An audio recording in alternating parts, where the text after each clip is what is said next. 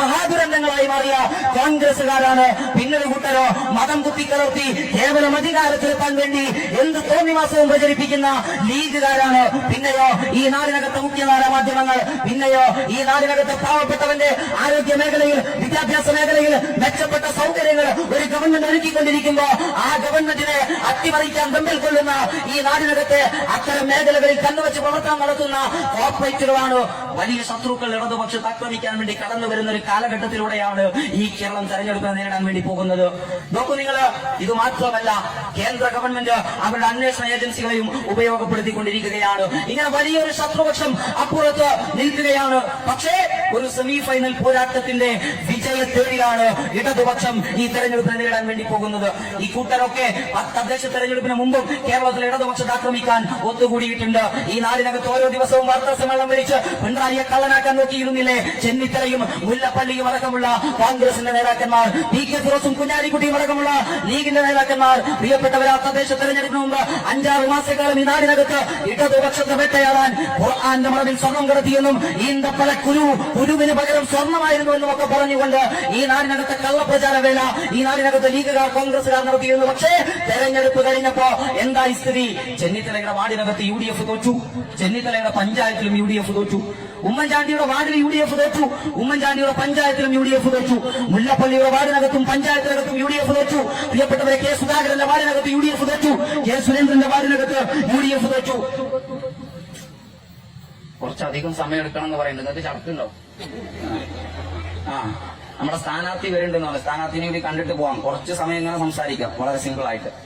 ഞാൻ പറഞ്ഞു വന്നത്, ഈ നാടിനകത്തെ ചെന്നിത്തലയുടെയും ഉമ്മൻചാണ്ടിയുടെയും മുല്ലപ്പള്ളിയുടെയും കെ മുരളീധരന്റെയും കെ സുധാകരന്റെയും അടക്കം പിണറായിയെ കള്ളനാക്കാൻ നോക്കിയ, പിണറായിയെ കള്ളക്കടത്തുകാരനാക്കാൻ നോക്കിയ കോൺഗ്രസിന്റെയും ലീഗിന്റെയും ഒക്കെ നേതാക്കന്മാരുടെ വാർഡുകളിലും പഞ്ചായത്തുകളിലും പ്രിയപ്പെട്ടവരെ അവർ നയിക്കുന്ന രാഷ്ട്രീയ പ്രസ്ഥാനങ്ങൾ തോറ്റു തുന്നമ്പാടിയപ്പോ പ്രിയപ്പെട്ടവരെ ഈ കേരളത്തെ കരുത്തോടെ നയിച്ച കടുത്ത സാമ്പത്തിക പ്രതിസന്ധിയുടെ കാലഘട്ടത്തിലും കേരളത്തിന്റെ വികസന പ്രവർത്തനങ്ങൾക്ക് ഒരു കുറവും വരുത്താതെ ഈ കേരളത്തെ കരുത്തോടെ നയിച്ച ഈ നാടിനകത്ത് വർഗീയവാദികൾ കടന്നു വന്നപ്പോ ആ വർഗീയവാദികൾക്ക് മുമ്പിൽ നട്ടലുയർത്തിപ്പിടിച്ച് ചങ്കൂറ്റത്തോടെ നിലപാട് സ്വീകരിച്ച ഈ നാട്ടിലെ മനുഷ്യർക്ക് പ്രശ്നം വന്നപ്പോ, ഈ നാട്ടിലെ മനുഷ്യർക്ക് പ്രയാസം വരുമ്പോ ആ പ്രയാസങ്ങൾക്ക് മുമ്പിൽ ഈ നാട്ടിലെ മനുഷ്യൻ അതിജീവന പോരാട്ടത്തിന് കരുത്തു പകരാൻ, ഈ നാട്ടിലെ മനുഷ്യരെ പട്ടിണിക്കിടാതെ പൊട്ടാൻ ആത്മാഭിമാനത്തോടെ ഈ നാട്ടിലെ മനുഷ്യർക്ക് മുമ്പിൽ തല ഉയർത്തിപ്പിടിച്ചുകൊണ്ട് പോരാട്ടങ്ങൾക്ക് കരുത്തു പകരാൻ നേതൃത്വം കൊടുത്ത കേരളത്തിന്റെ മുഖ്യമന്ത്രി, പട്ടിണി എന്തെന്ന് അറിഞ്ഞ് വളർന്നു വന്ന ഈ നാട്ടിലെ പാവപ്പെട്ടവരെ ചേർത്ത് പിടിക്കുന്ന കേരളത്തിന്റെ മുഖ്യമന്ത്രി,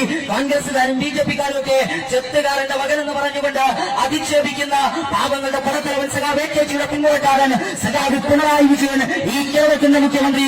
ആ സഖാവ് പിണറായി വിജയൻ പ്രിയപ്പെട്ടവരെ ചെന്നിത്തലയുടെ വാർഡിൽ UDF തോറ്റുപോയപ്പോ, ഉമ്മൻചാണ്ടിയുടെ വാർഡിൽ UDF തോറ്റുപോയപ്പോ, കുഞ്ഞാലിക്കുട്ടിയുടെ വാർഡിൽ ലീഗ് തോറ്റുപോയപ്പോ, കെ സുരേന്ദ്രന്റെ വാർഡിൽ BJP തോറ്റുപോയപ്പോ, പി കെ ഫിറോസിന്റെ വാർഡിൽ ലീഗ് തോറ്റുപോയപ്പോ, മുല്ലപ്പള്ളിയുടെ വാർഡിൽ കോൺഗ്രസ് തോറ്റുപോയപ്പോ, പിണറായി വിജയന്റെ വാർഡ് മാത്രമല്ല പിണറായി വിജയന്റെ പഞ്ചായത്തും ബ്ലോക്ക് പഞ്ചായത്തും ജില്ലാ പഞ്ചായത്തും ക്യാപ്റ്റൻ പിണറായി നയിച്ച കേരളമാകെയും ചുവന്നു കൊടുത്തു എന്നതാണ് ആ സെമിഫൈനൽ പോരാട്ടത്തിന്റെ ആത്മാഭിമാനമുള്ള ഇടതുപക്ഷ പ്രവർത്തകന്റെ കാഴ്ചപ്പാട്. ഇടതുപക്ഷത്തിന് വലിയ വിജയം ആ സെമിഫൈനൽ പോരാട്ടത്തിൽ ലഭിച്ചിരിക്കുന്നു. സ്വാഭാവികമായും ആത്മാഭിമാനത്തോടെ തന്നെയാണ് ഇടതുപക്ഷ പ്രവർത്തകൻ വരുന്നത്. നേരത്തെ പറഞ്ഞില്ലേ, ED വന്നു, NIA വന്നു, CBI വന്നു, കസ്റ്റംസ് വന്നു, കേന്ദ്ര അന്വേഷണ ഏജൻസികൾ ഒന്നാകെ വട്ടമിട്ട് പറഞ്ഞു. കേരളത്തിലെ മുഖ്യമന്ത്രിയുടെ തലക്കുമീതെ, കേരളത്തിലെ ഉന്നത വിദ്യാഭ്യാസ വകുപ്പ് മന്ത്രിയുടെ തലക്കുമീതെ ഒരു രോഗത്തിൽ തൊടാൻ കഴിഞ്ഞ എന്തുകൊണ്ടാണെന്നറിയോ? ആത്മാഭിമാനത്തോടെ ഇടതുപക്ഷ പ്രവർത്തകർക്ക് പറയാൻ കഴിയും, ഈ നാട്ടിലെ ജയിപ്പിച്ച ജനത്തെ വഞ്ചിക്കുന്ന, അതല്ലെങ്കിൽ ഈ നാട്ടിലെ പാവപ്പെട്ടവന്റെ നികുതി പണത്തിൽ നിന്ന് 1 രൂപ പോക്കറ്റിലിടുന്ന ഒരു മന്ത്രി പോലും ഇടതുപക്ഷത്തിന്റെ ഭാഗമായില്ല എന്ന്. അതുകൊണ്ടാണ് ഒരു രോമത്തിൽ തൊടാൻ ഈ നാടിനകത്തേക്ക് കടന്നു വന്ന കേന്ദ്ര ഗവൺമെന്റിന്റെ വാലാട്ടി പട്ടികൾക്ക് കഴിയാതെ പോയത് എന്ന് ഈ നാട് തിരിച്ചറിയുന്നുണ്ട്. പ്രിയപ്പെട്ടവരെ, അങ്ങനെ ഒരു പശ്ചാത്തലത്തിൽ 2021 എന്ന് പറയും 1995 ശേഷമുള്ള ഇന്ത്യയുടെ കേരളത്തിന്റെ രാഷ്ട്രീയ സാഹചര്യം പരിശോധിച്ചാൽ കേരളം വളരെ കൃത്യമായി ഒരു കാഴ്ചപ്പാടോടുകൂടി മുന്നോട്ട് പോയിരുന്ന ഒരു സംസ്ഥാനമാണ്. 5 വർഷം അവർ 5 വർഷം ഇവർ എന്ന് പറയുന്ന ഒരു പ്രതീതി കേരളത്തിൽ ഇത്രയും കാലം തുടർന്നു വന്നിട്ടുണ്ട്. പക്ഷേ തദ്ദേശ തെരഞ്ഞെടുപ്പുകളുടെ റിസൾട്ട് വരുമ്പോ കേരളത്തിനകത്ത് സാധാരണഗതിയിൽ 1995 മുതൽ 2021 വരെ നമ്മൾ പരിശോധിക്കുകയാണെങ്കിൽ LDF നാട് ഭരിക്കുമ്പോ UDF തദ്ദേശ തെരഞ്ഞെടുപ്പിൽ നേട്ടമുണ്ടാകും. UDF നാട് ഭരിക്കുമ്പോ LDF തദ്ദേശ തെരഞ്ഞെടുപ്പിൽ നേട്ടമുണ്ടാകും. കഴിഞ്ഞ ഉമ്മൻചാണ്ടി ഈ നാട് ഭരിച്ച കാലഘട്ടത്തിനകത്ത് കേരളത്തിന് തദ്ദേശ തെരഞ്ഞെടുപ്പ് നടന്നപ്പോ പ്രിയപ്പെട്ടവരെ 7 ജില്ലാ പഞ്ചായത്തുകളിലാണ് ഇടതുപക്ഷം ജയിച്ചത്. പക്ഷേ ഗ്രാമപഞ്ചായത്തുകളുടെ കണക്കിൽ 500ഓളം വരുന്ന ഗ്രാമപഞ്ചായത്തുകളെന്ന് ഇടതുപക്ഷത്തിന് അധികാരത്തിലെത്താൻ കഴിഞ്ഞിരുന്നു. 529ഓളം വരുന്ന ഗ്രാമപഞ്ചായത്തുകൾ. അതൊരു സാധാരണ നിലയിൽ കേരളത്തിൽ വരുന്ന ഒരു മാറ്റമാണ്. UDF ഭരിക്കുമ്പോൾ LDF നേട്ടം, LDF ഭരിക്കുമ്പോൾ UDF നേട്ടം. അങ്ങനെ ഒരു കാഴ്ചപ്പാടുകളെ പോയിരുന്ന കേരളം 2021 ചരിത്രം തിരുത്തി കുറിച്ചിരിക്കുന്നു. ഈ നാട് ഭരിക്കുന്ന ഗവൺമെന്റിന് അനുകൂലമായി വിധി എഴുതിയിരിക്കുന്നു. ഇത്രയും കാലമില്ലാത്ത ചരിത്ര മുന്നേറ്റമാണ്. ഗ്രാമപഞ്ചായത്തുകളിൽ 580 ഗ്രാമപഞ്ചായത്തുകളാണ്. 941 ഗ്രാമപഞ്ചായത്തുകളിൽ 580 ഗ്രാമപഞ്ചായത്തുകളിൽ ഇടതുപക്ഷം അധികാരത്തിൽ വന്നു. 172 ബ്ലോക്ക് പഞ്ചായത്തുകളിൽ 108 ബ്ലോക്ക് പഞ്ചായത്തുകളിലും ഇടതുപക്ഷം അധികാരത്തിൽ വന്നു. 14 ജില്ലാ പഞ്ചായത്തുകളിൽ പ്രിയപ്പെട്ടവരെ 11 ജില്ലാ പഞ്ചായത്തിലും ഇടതുപക്ഷം അധികാരത്തിൽ വന്നു. 6 കോർപ്പറേഷനുകളിൽ 5 കോർപ്പറേഷനുകളിലും ഇടതുപക്ഷ അധികാരത്തിൽ വന്നു. 83 നഗരസഭകളിൽ 43 നഗരസഭകളിലും ഇടതുപക്ഷം അധികാരത്തിൽ വന്നു. വലിയ മുന്നേറ്റമാണ്. സ്വാഭാവികമായും ഇടതുപക്ഷം തുടർ ഭരണത്തിലേക്ക് നീങ്ങുകയാണ്. അത് നോക്കി ഏഷ്യാനെറ്റും മനോരമയൊക്കെ ഏതെങ്കിലും ഒരു കാലത്ത് ഒരു സർവേ നടത്തിയിട്ട് ഇടതുപക്ഷം ജയിക്കും എന്ന് പറയും. നിങ്ങൾ ആലോചിക്കുന്നു? ആലോചിച്ചു നിങ്ങൾ ഇടതുപക്ഷം ജയിക്കുമെന്ന് സർവേയിലൂടെ പറയാൻ ഗതികളാണ്. ഇടതുപക്ഷം ജയിക്കില്ല എന്ന് പറഞ്ഞാൽ അത് ഈ നാട്ടിലെ ജനത വിശ്വസിക്കില്ല എന്ന ഉറപ്പാണ്. ആ ഉറപ്പ് കൊണ്ടാണ് അവർക്ക് പോലും അങ്ങനെ പറയേണ്ടി വരുന്നത്. പക്ഷേ മനോരമയുടെയും ഏഷ്യാനെറ്റിന്റെയും ഉറപ്പ് കണ്ടിട്ടല്ല ഇടതുപക്ഷം ഉറപ്പാണ് LDF എന്ന് പറയുന്നത്. ഇടതുപക്ഷം എന്തുകൊണ്ടാണ് ഉറപ്പാണ് LDF എന്ന് പറയുന്നത്? ഇപ്പൊ കോൺഗ്രസ്സുകാരനിതാ കേരളത്തിൽ അധികാരത്തിൽ വരാൻ വേണ്ടിയിട്ട് ഒരു മുദ്രാവാക്യം ഞാൻ നേരത്തെ പറഞ്ഞ പോലെ ഞങ്ങളെ തോൽപ്പിച്ച BJPക്ക് പോകുന്നതാണെങ്കിൽ അടുത്തൊരു മുദ്രാവാക്യം എന്താ? ഞങ്ങൾ 6000 രൂപ തരും, അല്ലേ? ഞങ്ങൾ 6000 തരും. ഈ നാടിനകത്ത് കോൺഗ്രസിനെ ജയിപ്പിച്ചാൽ UDF ജയിപ്പിച്ചാൽ 6000 രൂപ തരും. ഒരു വർഷം 72,000 രൂപ തരുന്ന കോൺഗ്രസ് പറയുന്നത്, UDF പറയുന്നത്. അതിനൊരു പേരുണ്ട്, ന്യായ് പദ്ധതി. ന്യായ് പദ്ധതി. ഈ ന്യായ് പദ്ധതി എന്നിങ്ങനെ രമേശ് ചെന്നിത്തല ഇങ്ങനെ പറഞ്ഞപ്പോ നാട്ടുകാർ പറഞ്ഞു, നിങ്ങൾക്ക് തൽക്കാലം ഇമാതിരി ന്യായ് പദ്ധതി എന്നായിട്ട് വരണ്ട, അവസാനം അതൊക്കെ നായിക്കും നരിക്കൂല്ലാത്ത കോലാവുന്നത്. അങ്ങനെ ഒരു ചെല്ലില്ലേ നമ്മുടെ നാടിനകത്ത്, നായിക്കും നരിക്കൂല്ലാത്ത കോലാവെന്ന് പറഞ്ഞു. എന്തുകൊണ്ടാണ് ഇങ്ങനെ പറയുന്നത്? ഉമ്മൻചാണ്ടി നാട് ഭരിച്ച കാലഘട്ടത്തിനകത്ത് ഈ നാടിനകത്ത് പ്രായമായ ആളുകൾക്ക് കൊടുക്കാനുണ്ടായിരുന്നത് 600 രൂപ പെൻഷന്റെ ആരാ പെൻഷൻ കൊണ്ടുവന്നത്? സഖാവ് VK നായനാർ. സഖാവ് VK നായനാർ മുഖ്യമന്ത്രിയായപ്പോ ഈ നാടിനകത്ത് കൊണ്ടുവന്ന പെൻഷൻ ഉണ്ടല്ലോ പ്രിയപ്പെട്ടവരെ, ആ പെൻഷൻ എന്ന് പറയുന്ന സംവിധാനം UDF ഈ നാട് ഭരിച്ച കാലത്ത് 30 ലക്ഷം ആളുകൾക്കാണ് കൊടുക്കാനുണ്ടായിരുന്നത്. ആ 30 ലക്ഷം ആളുകൾക്ക് 600 രൂപ വീതമാണ് കൊടുക്കേണ്ടിയിരുന്നത്. പക്ഷേ 12 മാസക്കാലം 600 രൂപ കുടിശ്ശികയാക്കി വെച്ച ആളുകൾ ഈ നാടിനകത്ത് വാർദ്ധക്യം കൊണ്ട് അവശത അനുഭവിക്കുന്ന പാവപ്പെട്ട മനുഷ്യനോടെന്താ പറഞ്ഞെന്നറിയോ? നിങ്ങൾ പഞ്ചായത്ത് ഓഫീസിൽ വാ, നിങ്ങൾ ബാങ്കിക്ക് വാ, നിങ്ങൾ പോസ്റ്റ് ഓഫീസിൽ പോ, നിങ്ങൾ അവിടെ പോയിട്ട് ആധാർ കാർഡുമായിട്ട് നിങ്ങളുടെ ബാങ്ക് അക്കൗണ്ട് ലിങ്ക് ചെയ്യ്, നിങ്ങൾ ബാങ്കിന്റെ മുന്നിൽ ക്യൂ നിൽക്കുക.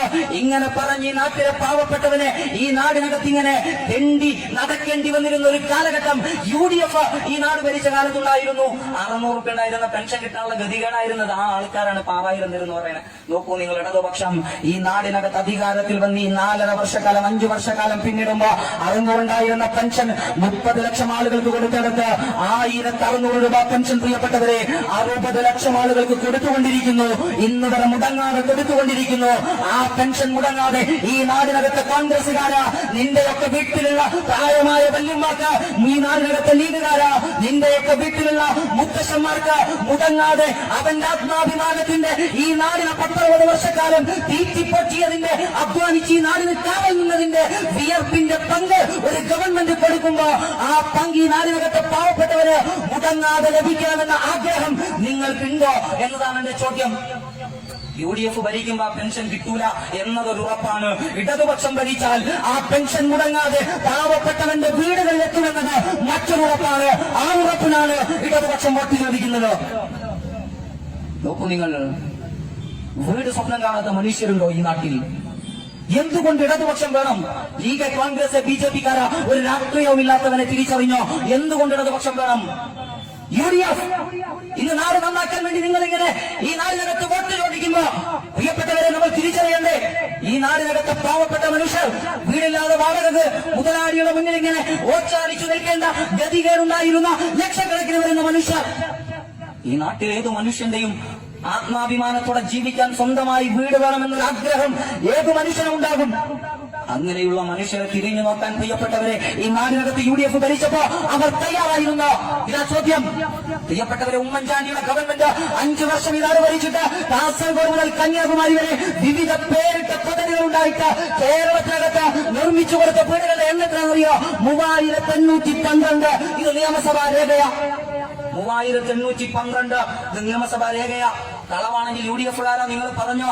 അങ്ങനെ 3812 അല്ലെങ്കിൽ അവർക്ക് ഈ നാട്ടിലെ പാവപ്പെട്ടവർ വീടുണ്ടാക്കി കൊടുക്കണമായിരുന്നല്ലോ ശ്രദ്ധ. PC ജോർജ് പറഞ്ഞില്ലേ കഴിഞ്ഞ ആഴ്ച? മനസ്സിലായോ? അതാണ് അവിടെയായിരുന്നു അവർക്ക് ശ്രദ്ധ. ഞാൻ PC ജോർജ് പറഞ്ഞ കാര്യങ്ങൾ PC ജോർജിനെ ഞാൻ ഭയങ്കര സംഭവമായിട്ട് കാണുന്നില്ല കേട്ടോ.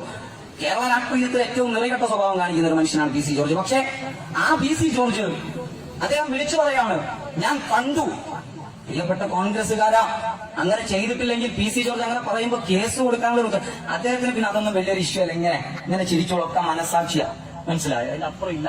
പക്ഷേ പ്രിയപ്പെട്ടവരെ, ഇടതുപക്ഷം ഈ നാടിനകത്ത് അധികാരത്തിൽ വന്നപ്പോ PC പറഞ്ഞ പോലെ ക്ലിഫ് ഹൗസ് ഈ നാടിനകത്തെ ചില ആളുകൾക്ക് തുറന്നു കൊടുക്കുന്ന സ്വഭാവമായിരുന്നില്ല കേരളത്തിലെ മുഖ്യമന്ത്രിക്ക് ഉണ്ടായിരുന്നത്. ഈ നാടിനകത്തെ പാവപ്പെട്ടവന്റെ വീടെന്ന് പറയുന്ന സ്വപ്നം യാഥാർത്ഥ്യമാക്കാൻ ലൈഫ് ഭവന പദ്ധതി ഉമ്മൻചാണ്ടിയുടെ കാലഘട്ടത്തിൽ ഈ നാടിനകത്ത് വീടുണ്ടാക്കാൻ എത്ര കൊടുത്തിരുന്നെന്നറിയോ? 2.5 ലക്ഷം രൂപ.